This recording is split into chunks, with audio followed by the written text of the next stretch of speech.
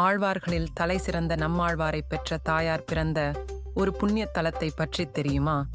நாகர்கோவில் அருகே அமைந்துள்ள திருவன்பரிசாரம் கோவிலின் சிறப்புகளை பற்றி பார்க்கலாம் வாங்க.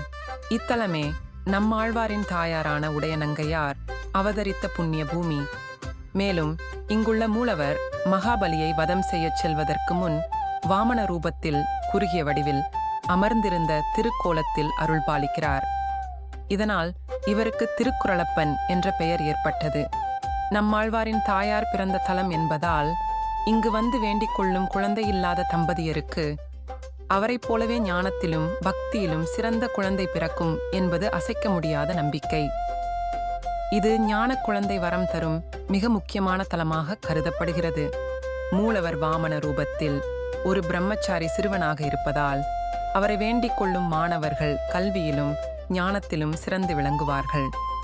மேலும் இழந்த குதிரையை அரசன் ஒருவன் இங்கு வேண்டிக் கொண்டே திரும்பப் பெற்றதால் தொலைந்த பொருட்களை மீண்டும் பெறவும் இத்தலம் மிகவும் உகந்தது.